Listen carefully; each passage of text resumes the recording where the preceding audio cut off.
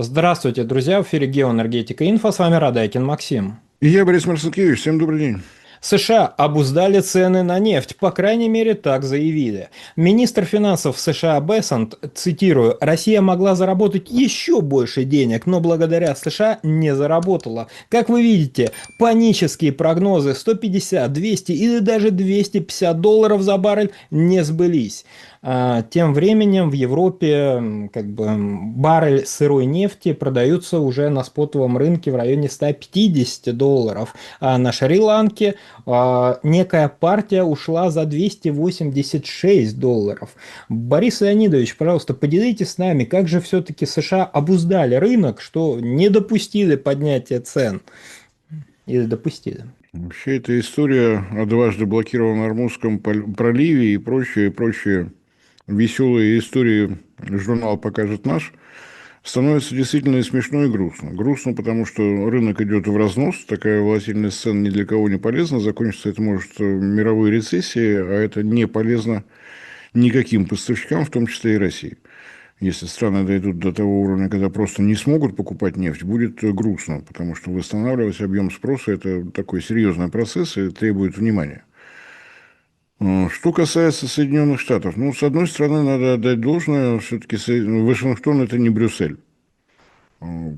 Поняв, что расчет на мгновенный переворот, смену власти, смену политического строя в Иране, расчет не удался, поняв, что угрозы, о которых предупреждали все эксперты, что Иран может пойти на блокировку Ормузского пролива, уже реализованы, Штаты действительно хоть какие-то меры предприняли для того, чтобы не получить ценовой шок. В отличие от Брюсселя, здесь какая-то гибкость присутствует.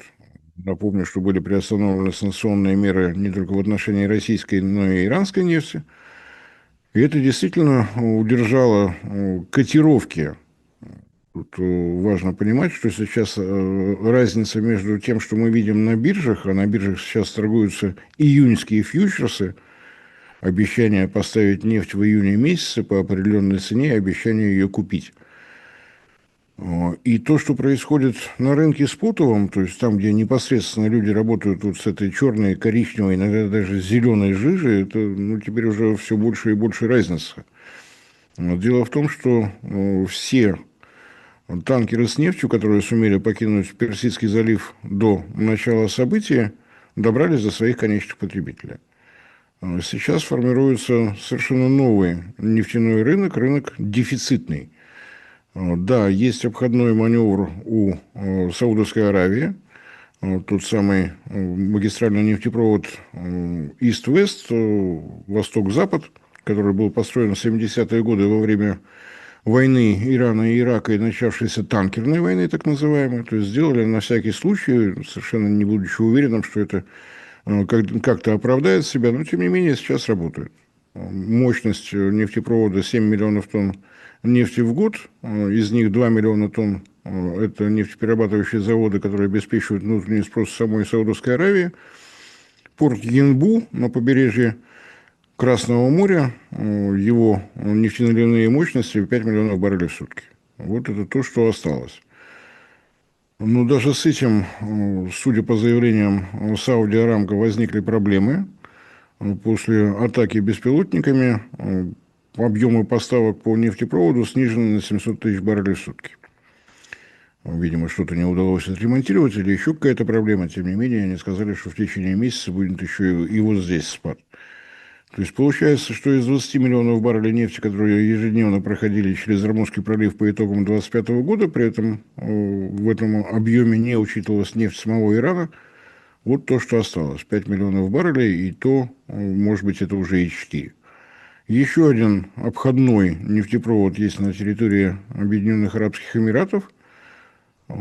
Он значительно менее мощный, 1,5 миллиона баррелей в сутки. И здесь тоже хватало, по крайней мере, пока шли боевые действия, хватало событий, горел нефтеналивной порт, были удары по самому нефтепроводу.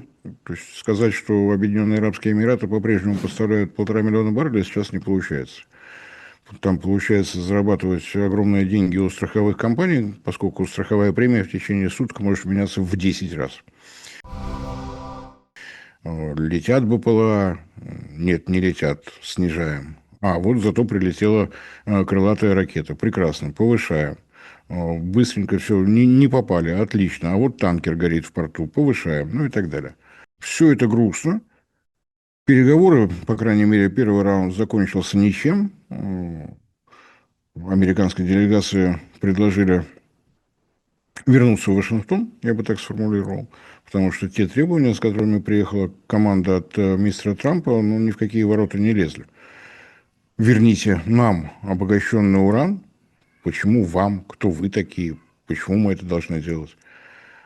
Давайте вместе зарабатывать деньги на Ормузском проливе, давайте вы прекратите свою ракетную программу, еще какую-то программу, а что взамен? А может быть, мы снимем санкции.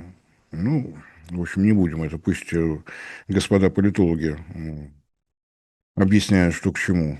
И сразу после этого вот достаточно странное решение мистера Трампа, второе кольцо блокады Ормузского пролива, теперь уже для того, чтобы те, кто смог согласовать с Ираном проход, не могли выйти на мировой рынок. Причин для того, чтобы заблокировано было движение танкеров, две. Либо это нефть, связанная с Ираном, это прямая атака на интересы Китая, либо это те танкеры, которые заплатили за проход через Ормузский пролив. То есть останавливать можно все подряд. Ну, что в результате? Ну, первый результат, если блокада будет удачна, с мирового рынка уйдет еще 1,7 миллиона баррелей в сутки, которые на внешний рынок, в основном в Китай, поставлял Иран все эти годы, находясь под санкциями. Какой будет результат для нефтяного рынка, тоже понятно. Будет еще один скачок. Можно следить за котировками. Они, как известно, подвержены оральным атакам. Оральные атаки осуществляет тот, кто орет. Я имею в виду, конечно, мистера Трампа, что мы от него только не слышали. Он разрушал цивилизации, он приводил Иран в золотой век. В Иране подсчитали, что 37 раз были уничтожены все их военные силы, причем исключительно все, и авиация, и ПВО, и флот. Ждут, когда выйдут на какую-нибудь круглую цифру, например, на 40, а то пока как-то некрасиво. Всего 37 раз победил. Если столько побед одержано, то кто держит Ормузский пролив? Версия, которую предложили американские таблоиды, которые раньше считались приличными газетами, ну, тоже ни в какие ворота не лезет.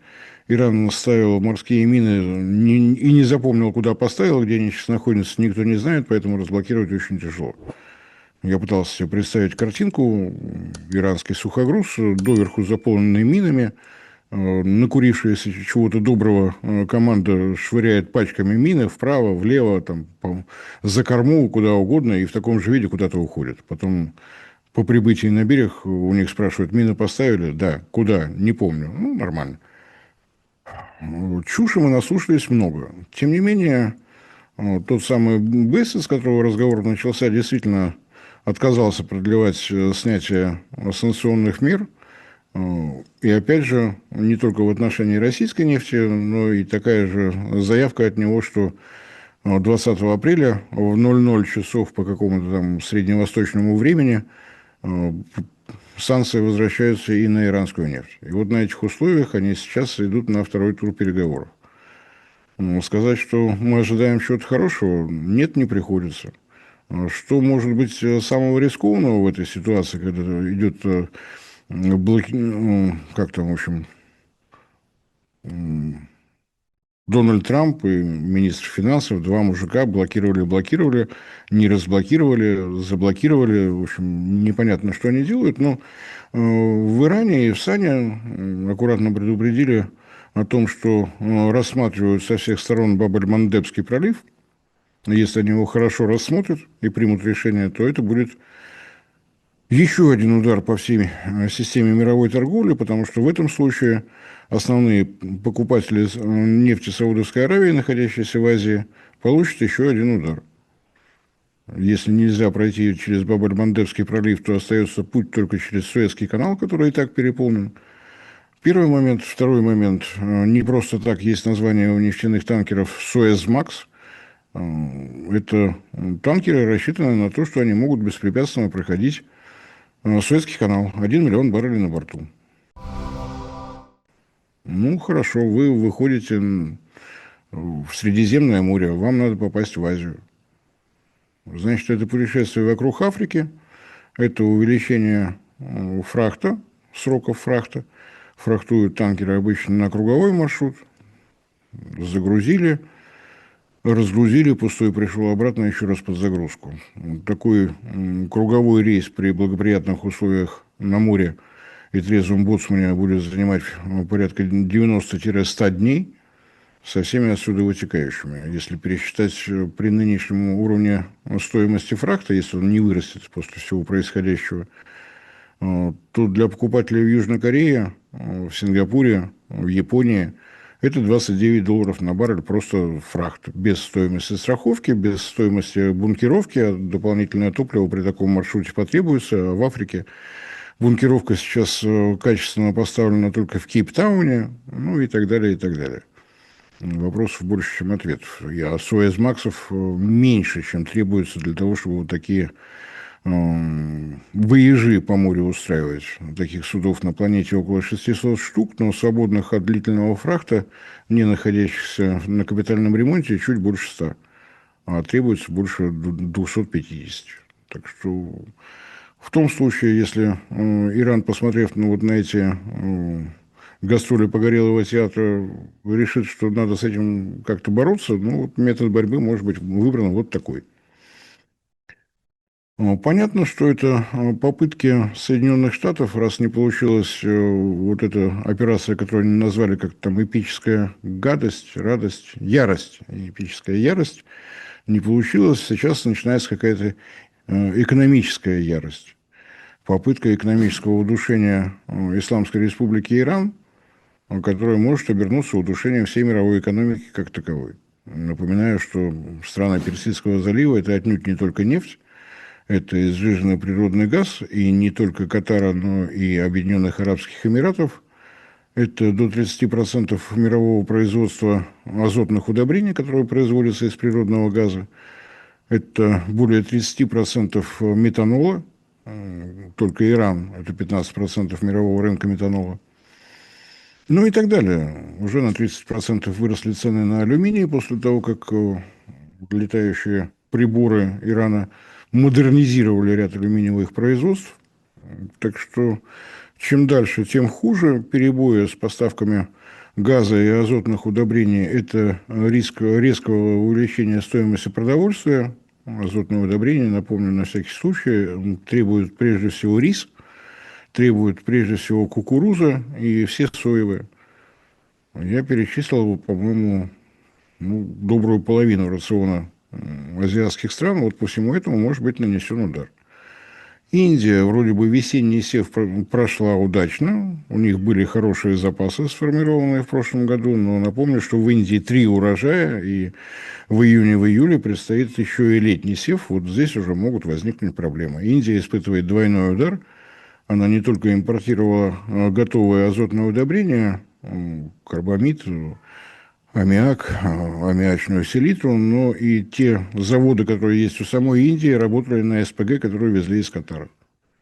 Так что здесь тоже могут быть сложности, которые связаны не только со стоимостью галлона на американских заправках, но и со многим другим. Хвастливые заявления мистера Трампа, что 100 тысяч пустых танкеров идут за американской нефтью, они, конечно, хороши, если не помнить о том, что сейчас идет изъятие нефти из стратегических запасов Соединенных Штатов. Извлекать нефть из своих стратегических запасов, чтобы отправить ее на экспорт, не попытаться бороться за, не снижение, но хотя бы остановку стоимости, роста стоимости на АЗС, это достаточно странное решение, но если мистер Трамп решил вот так подойти к очередному этапу своего электорального цикла, значит, вот такая качественная подготовка ему требуется. Может быть, он устал и хочется уйти. Вот такой замысловатый маневр. Что касается доходов российского бюджета, разбираться с тем, какие прибыли зарабатывают российские нефтяные компании, можно только после того, как они отчитаются об итогах своей деятельности, в том случае, если их годовые отчеты будут опубликованы, а в наше время этого можно не дождаться. Что касается бюджета Российской Федерации, налог на добычу полезных ископаемых оплачивается сразу после появления черного золота над поверхностью планеты. И это, кстати, одна из причин, почему у нас вряд ли получится сформировать резерв, добывать нефть для того, чтобы заплатить НДПИ, положить ее в резерв, чтобы она там какое-то время пролежала. Ну, конечно, есть, наверное, некие сферические нефтяные компании в вакууме, которые получают кредит под ставку 0%. Но это не про Россию. Да, в наш государственный бюджет многие говорят, что заложена нефть по $59 за баррель, что, в общем-то, мягко бы сказано, неверно. В бюджет закладываются рубли при определенном курсе на тот момент, когда формировался бюджет. Да, сейчас цена значительно выше, но зато укрепился рубль. Поэтому говорить, что вот сколько долларов там у нас разница есть, вот вы, Максим, называете сумму, цифры около $120 за баррель, ну, хорошо, расчетная была 59, но в рублях отнюдь не все станет прибылью, потому что у нас очень крепкий рубль в нужное время, вовремя. Так что посчитал Бессет и журналист, который ему вопросы задавал, деньги в кармане у России. Ну, молодцы. Могут пожать друг другу руки и улыбнуться. Борис Леонидович, большое спасибо за комментарий. Друзья, подписывайтесь на наш канал в Макс. Ссылка будет в описании и закрепленном комментарии. Там же будут реквизиты для желающих финансово поддержать наш проект, чтобы мы и дальше также бодро вещали на всех площадках, без монетизации, исключительно благодаря вашей финансовой поддержке на Sponsor.ru. Спасибо, до новых встреч. На всякий случай напоминаю, что эта запись сделана 16 апреля 2026 года, сегодня в ночь. По обещаниям многочисленных политиков и всевозможных СМИ должен начаться второй этап переговоров Соединенных Штатов и Исламской Республики Иран. Не исключено, что наш ролик устареет к тому моменту, когда мы его смонтируем и выложим на наши каналы. Всем спасибо за внимание, всем всего доброго.